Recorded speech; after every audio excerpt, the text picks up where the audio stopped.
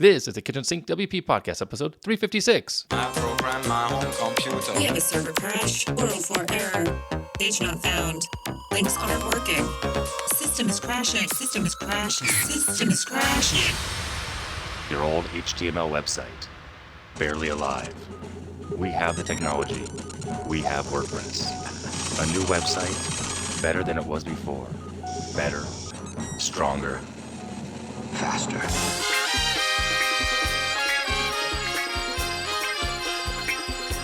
We have the technology. The technology. Why, hello everyone. This is Adam Silver, the host of the Kitchen Sink WP podcast. Thanks for being here. Let's get started. All right, upcoming events. We have one WordCamp coming up online, of course. WordCamp Sevilla over in Spain, technically speaking. It's December 26th through 29th. It's this holiday, this next week. It's kind of crazy. We already have Christmas down in like a couple days from when this episode lands. And then the end of the year, and then hopefully 2021 will be better. And I have some ideas about that in a minute. But that's it for upcoming events and no job things to share this week. Moving on to segment 1 in the news, a couple of things here.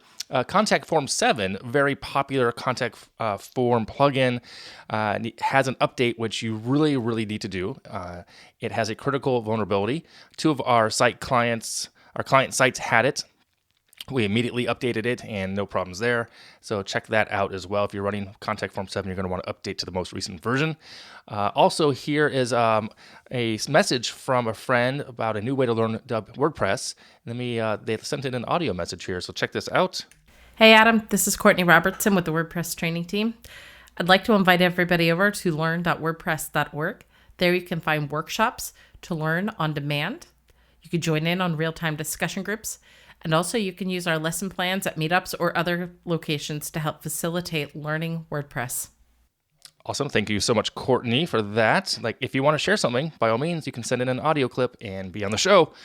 All right. And also I want to mention that the sign up to follow along me learning Git is still over on gidiot.com. It's just an email and a name. So when the site goes live, you'll get an email that, hey, the site's live. Planning on early first quarter next year. So check that out. Gidiot.com, Gitidiot.com. So if you're going to want to follow along me with learning Git and maybe learn something yourself, fantastic. All right, moving on to segment 2, the meat potatoes. But first, a message from this week's sponsor. Did you know that on average, 30,000 new websites are hacked each day? It's true. WordPress sites can be an easy target for attacks because of plugin vulnerabilities, weak passwords, and obsolete software. Additionally, most WordPress admins don't even know they're vulnerable, but iTheme Security Pro works to lock down WordPress, fix common holes, stop automated attacks, and strengthen user credentials. iTheme Security Pro makes it easy to secure and protect your WordPress website. It's designed to keep the bad guys out with brute force protection, file change detection, session hijacking protection, and two-factor authentication. Additionally, iTheme Security Pro has a real-time security dashboard to track and secure your activities on the website. It's really cool. So if you're looking for a powerful WordPress security plugin to secure and protect your WordPress website, look no further than iTheme Security Pro. Head over to ithemes.com/security and use code SYNCWP and save 25% off your purchase. Thanks again to iTheme Security Pro for sponsoring this week's podcast. All right, moving on to this week's Meat Potatoes, segment 2, planning for 2021. So last week I mentioned something about this, about planning my 2021 and what I was looking to do. And one of the things I mentioned was I want to 2 to 3x my MRR. MRR standing for monthly recurring revenue. That would be ideal. 2 to 3 times more than I make right now every month would be great, right? Some people say, why not go for 10x? And that's fine.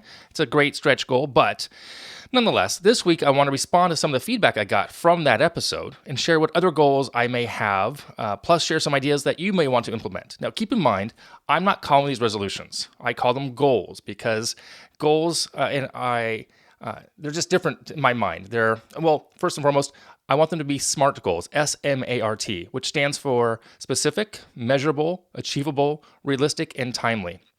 And timely is the key. It's a deadline imposed aspect, right? So the SMART goals are what I'm trying to go after because I want to track these. I want to have a way to really know, did I accomplish it or not? Not just say, I'm going to just try to do something differently. These are my SMART goals. Okay, so with that, here are the 10 things you might consider planning for 2021, both personal life and business life. There's an overlap there, of course, in the space that we're all in typically, and it's a weird time of life right now in the world as we know it. So, starting number 1, in no specific order, but here's number 1. Gary Keller, the author of The One Thing, which I'm a huge fan of, says, I quote this, "Habits determine your future."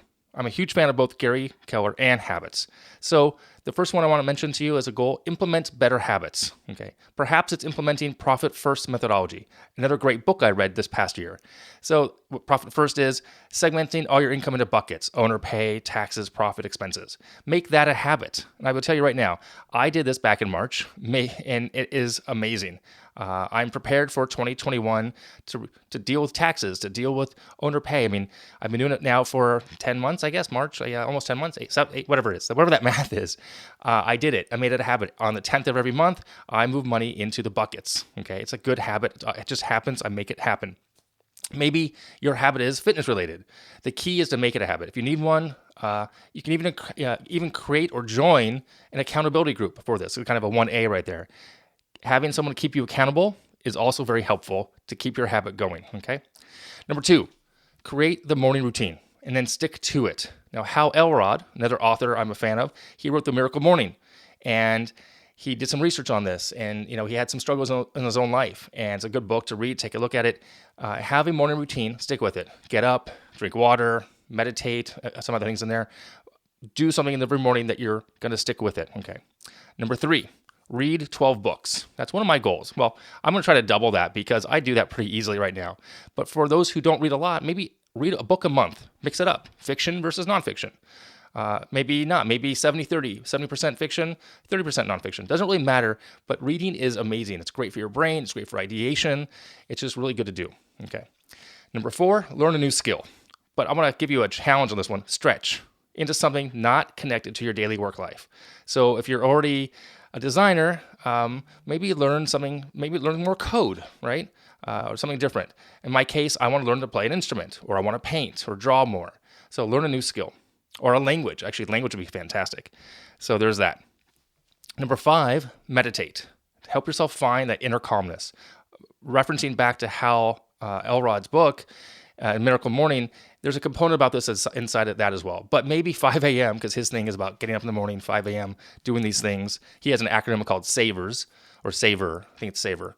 And one of those is meditate, or it's silence, so it's kind of meditation. But maybe being at 5 a.m. doesn't work for you. So do it when it works for you, but meditate. Take that moment, find the calmness, breathe through it, and clarity will help and beget action. That's my quote. Clarity begets action. Action speaks louder than words. That's my own personal mantra.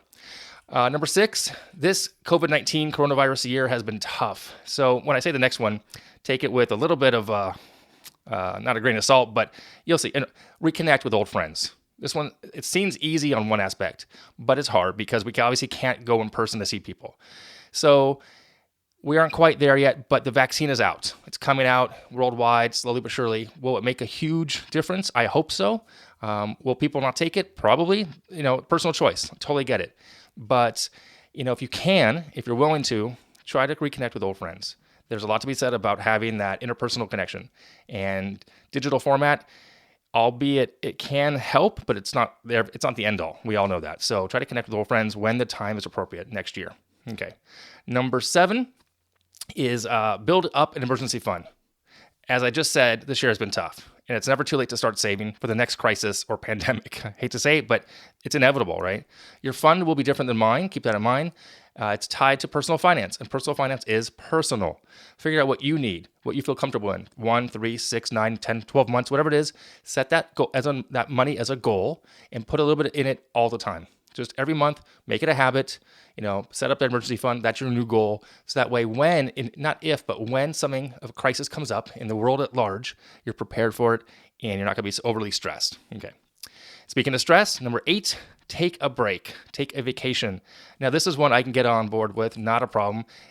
In theory, as I've mentioned here in the past, I've implemented a, quote, sabbatical break every 10 to 12 weeks. And I'm still a work in progress. I've done 3 of them so far. Well, 2.5, I guess, to different levels of success. My goal is to really take time off, to recharge and come back stronger. And by the way, Profit First here can help because in one of those buckets of money, you can actually put money aside to take vacation time. So that way you're not losing money. If you work for yourself, if you're a solopreneur and you're like, I'm not working, I'm not making money. Well, if you put money aside for this, there you go. You've actually paid for the Airbnb out of that. You're paying yourself your daily rate for that. So again, one less thing to stress about or to put on a credit card for that matter. Okay. Number 9, revisit your career goals. Now, life changes, situations change. Take a moment and think about it. Are you still doing what you want to be doing, that you need to be doing, that you'd rather not be doing? I mean, visit it. Take a moment and see, is this goal, where am I going right now? Where are you in life? What's your age? Are you in a new decade? I am. So revisit your career goals. I visit mine all the time. So right now I'm still on track, I think. So something to consider. And number 10, drink more water.